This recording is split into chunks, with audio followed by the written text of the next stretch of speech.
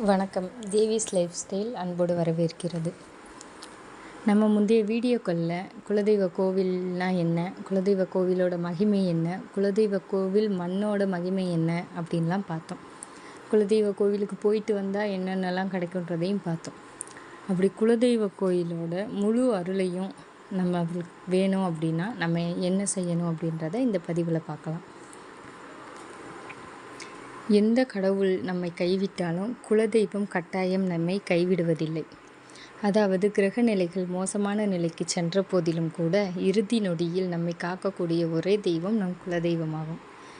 அந்த அளவிற்கு குலதெய்வத்தின் சக்தி அவ்வளவு சிறப்பு வாய்ந்தது. நம் வருடம் ஒரு முறையாவது குலதெய்வம் கோவிலுக்கு சென்று வழிபாடு செய்ய வேண்டும். அப்படி இல்லை என்றால் வீடுகளில் குலதெய்வத்திற்கு விளக்கேற்றி நெய்வேத்தியம் சமர்ப்பித்து வழிபாடு செய்யலாம். அந்த வகையில் குலதெய்வத்தின் அருளை பெற நாம் என்னென்ன பொருட்கள் படைத்து வழிபாடு செய்ய வேண்டும் என்பதை பார்க்கலாம் வாங்க.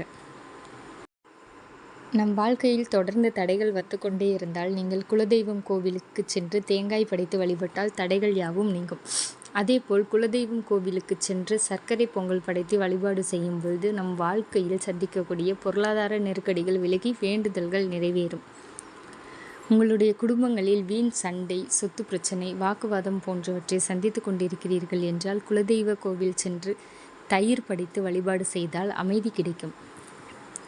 அதேபோல் குலதெய்வ கோவிலுக்கு சென்று எலுமிச்சம்பழம் படைத்து வழிபாடு செய்யும் பொழுது உங்கள் வீடுகளை சுற்றி இருக்கக்கூடிய தீய தாக்கங்களின் சக்திகள் குறையும்.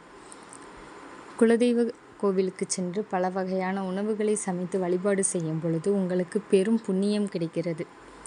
மஞ்சள் படைத்து வழிபாடு செய்யும் போது திருமண தோஷம் மற்றும் திருமண தடை விலகுகிறது. நம் குலதெய்வத்திற்கு குங்குமம் படைத்து வழிபாடு செய்யும் பொழுது குடும்பங்களில் பெண்களுக்கு நன்மையும் குடும்பத்தில் செல்வ வளமும் அதிகரிக்கிறது. மேலும் குலதெய்வங்களின் அருளை பற்றி அறிய நமது தேவிஸ் லைஃப் ஸ்டைல் சேனலை சப்ஸ்கிரைப் செய்து கொள்ளவும்.